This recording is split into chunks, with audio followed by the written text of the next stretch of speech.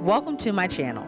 I'm Alexis Allen, and it's here where I talk about all the things eating at us millennials. The good, like this bubble tea. The bad, man, that was disgusting. Ugh. And the ugly. Excuse my dance moves, y'all. All while allowing you to get a sneak peek into the life of an ordinary 20-something-year-old living in Oregon. Are you ready? Let's go. Rolling. What's up, booty holes, and welcome back to my channel. It feels so good to finally be recording. I've been working from home, so it just feels good to finally feel like I'm talking to someone besides my boyfriend. But yeah, anyways, I'm just gonna jump right into this video. I want it to be short, sweet, and concise. Y'all know I put a poll up on my Instagram asking what y'all wanted to see in this week's video. And of course, this week y'all want me to talk all about stability, from what stability means to how to be a stable person.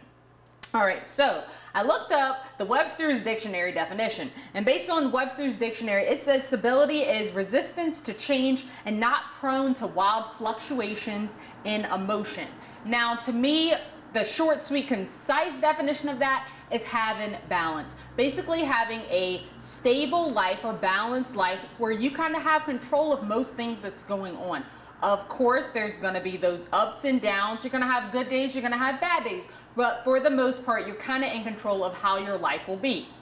Now, I'm gonna break this video down into 3 portions: goal-oriented stability, financial stability, and emotional/mental stability.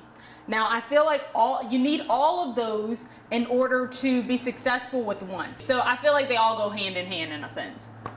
Anyways, I'm going to start things off with talking about mental emotional stability, because I feel like that is kind of the most important one, simply because you can feel like you have everything together, you're super stable, you're paying your bills, you're saving, but if your mind ain't right, you ain't right.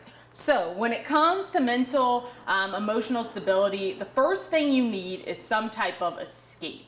Something that can free your mind of everything. And for a lot of people, that may be meditation. For some people, it's praying. For others, it's just going to the gym. That can be their escape. They can kind of block out everything that's happening and just work out. And then also an outlet. Now, going to the gym can be an outlet as well, but other outlets may be watching YouTube, binge watching television shows, reading, writing, drawing. You need some type of outlet to just get away from the world and all the chaos that is happening. So first you want to find that escape that really quiets your mind. You don't really have anything on it. Again, working out can be that, because I kind of zone out. I listen to music and I'm just focused on my music and getting my workout. That for me is more of an escape, not really an outlet, because an outlet should be something that you enjoy. And I think I'm just beginning to start enjoying working out, but it's not something that I can't wait to work out. I think I'm starting to enjoy it because I'm starting to see results. However, it's not like my favorite thing to do. An outlet for me would be something like writing. I truly enjoy writing. Also watching YouTube. I do enjoy watching YouTube. I find myself though lately kind of getting away from it in a weird way. Wait, let me not say getting away from it. I'm just not watching the same content that I used to watch. I went from watching beauty gurus and all that all the time to watching more vlogs, and then I like to watch fitness videos too, I think because I've been in the gym consistently. And also when it comes to personal and mental stability, just staying prayerful and optimistic. I feel like we live in this world where people are just so pessimistic and negative. It's hard not to fall into that realm and be the same way. So you have to be optimistic and know that even if you're having a bad day, tomorrow can be a better day. And also with mental emotional stability, stop paying attention to everyone else.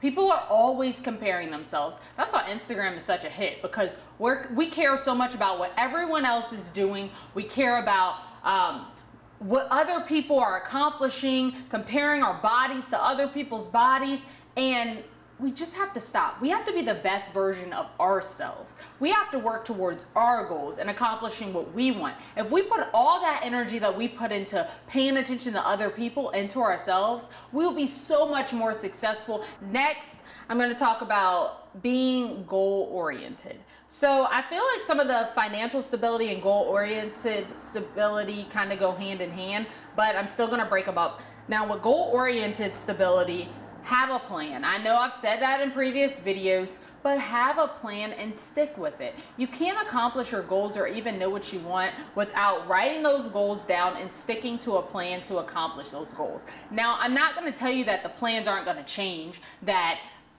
you might thought you were going to get there this way, but it ended up being this way. It might be about who you know, not necessarily what you know. So things can change. However, you still want to have some type of plan so you know what direction you're going in. And figure out what works for you. Now, I say that because some people are really good at being organized, sticking to a plan, sticking to a schedule, saying this, and this, and this is what I'm going to do today, or this is what I'm going to do in this month, and they literally can just check it off. That's how they live their life. But other people are procrastinators. Some people thrive off of procrastination. Procrastination. Some of their best ideas come out of a freaking all-nighter. So just figure out what type of person you are and what works for you. Are you someone who pulls an all-nighter and comes out with a masterpiece? Are you someone who needs to start 3 months in advance to get the job done? You have to figure out what's going to work for you and what's not going to mess with your mental, emotional stability. If you know that, yeah, you might come out with a masterpiece if you stay up all night working, but you're going to be stressed out going into the presentation or whatever, maybe you should start working a little bit earlier. Yeah, you might get it done, but all at the same time, you don't want to be stressed out. And that's something that I struggle with personally. I am one of those people who can procrastinate, wait till the last minute, get the job done, but I'm stressing out the whole time. And y'all know when you wait till the last minute, everything wants to go wrong. From ingesting video to just your software keeps crashing. I deal with that with YouTube all the time. And I think to myself, like, yeah, okay, you started a day early, but maybe if you had started 2 days early, the first day you would have dealt with all the BS, and then the next day you would have actually got it done and it would have been up on time. And I'm saying that as I'm recording at 11:22 a.m. like this video isn't supposed to go up at freaking noon. So yeah, just if procrastination isn't your thing, do what you gotta do and figure out what works for you. Yeah, you might not be the person who has to start working on something months in advance, but you may be the person who has to start working 2 weeks in advance or a few days in advance to get it done and to not be stressed out too. And again, with that plan and just knowing what works for you, remember you have to write down those goals. Writing down those goals will just give you a vision. And if you look at them on a regular basis, you're like, okay, I'm almost here. This is my next goal, or I'm about to freaking accomplish this goal, or in 2 years I'll hit this goal. So just seeing those, having them visible, it makes it so much easier to accomplish those goals. All right, next is financial stability. And I keep looking down because I have my notebook. I don't want y'all to think I'm looking down in my lap. But all right, when it comes to financial stability, coffee break. This is something that's really important to me right now because I know there's things that I want within the next couple of years, next few years, that I'm really striving to accomplish. So when it comes to financial stability, and this is something that you should incorporate even if you really don't know what you necessarily might want in the next couple of years. Just budgeting and saving is so important because even if you're an 18-year-old watching this video right now, if you start saving now, you won't have to save as much when you are 25, 26, 30, and you want to buy that house, or you want to get married, or you want to, I don't know, start a business.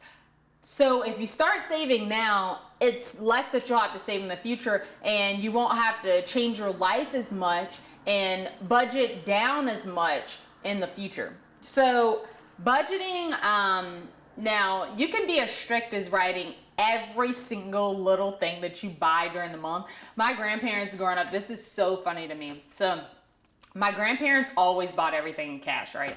When I was a kid. And my grandma was infamous for literally every time she would take a dollar bill out of the little envelope that of cash, she would literally just write down, okay, buying candy. She would literally write down every little thing she bought so she could go back and look and say, I spent this on this, I spent this on that.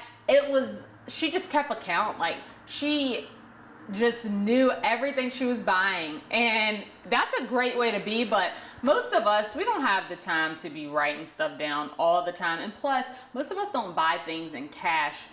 We have our cards, and we go somewhere, I buy something, give them the card, and it's like, don't think twice about it.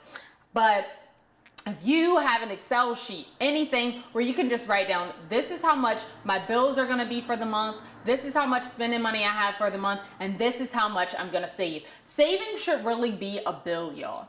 Like, literally when I get paid, now I take my savings off the top, and then I pay my bills. I know that might sound crazy. A lot of people are like, you should pay your bills first. But if you look at saving as a bill, I feel like it's, in a sense, you're paying your bills, you know what I mean? And then also just having financial goals. So like I said, if you're 18 and you're kind of confused about what you want in the future, if you want to own a house, if you want to get married, then you might not write down financial goals right now. Maybe you will in the next 2 to 3 years.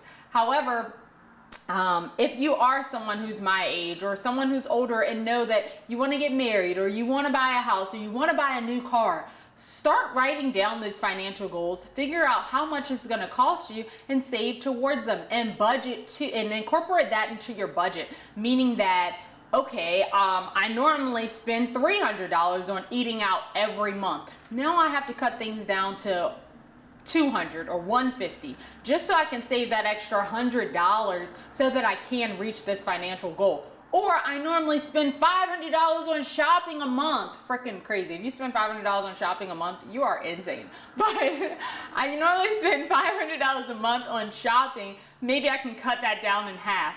So, sorry y'all. This coffee. Alright, so if you are spending a lot of money on just unnecessary things, maybe you should just kind of take a step back and reevaluate what you're saving your money toward, well, spending your money on, and what you need to save your money towards. So make sure you have those financial goals, you budget, and you save when it comes to financial stability. Now, I feel like I kind of rambled a little bit with this video. I didn't stick straight to the point. I know there's a lot of giggles and laughs, but I've been intermittent fasting, and y'all, literally my fast is over in 30 minutes. And I feel really jittery. So during the fast, all I can do is drink water and coffee. And this is my first cup of coffee, and I feel like it's like shooting through my veins right now. It's really weird, and I feel really hot too. So don't mind me, just know I'm intermittent fasting. I'm trying to see how it's gonna affect my body, if I lose fat, if I have more energy. I do feel a little more energized now that I'm sitting down and talking to you guys. At first I was like, no energy, and last night I felt like I was starving. This is the first day, but by next week I'll be able to tell you how it's going if you want to know. So make sure you comment down below if you want to know how intermittent fasting is going for me, if I saw any results or whatever, and let me know if this video worked for y'all. Again, I know that it's not like I had all these points to hit on and I kind of made it super concise, but I just want to shorten down my videos a little bit. I want to get to the point. I don't want y'all to feel like I'm rambling, but just know if you have any questions, you can comment down below. Hit me up on social media. You know I'm going to put it up on the screen. But as always, peace, love, and remember to keep it tight. I love you guys so much. And in this time of craziness in the world, just try to stay as positive as possible. Keep your mental, emotional state of being in the best situation or state that it can possibly be in. So yeah, just try to stay optimistic, try to stay prayerful, and I love you guys so much. Bye!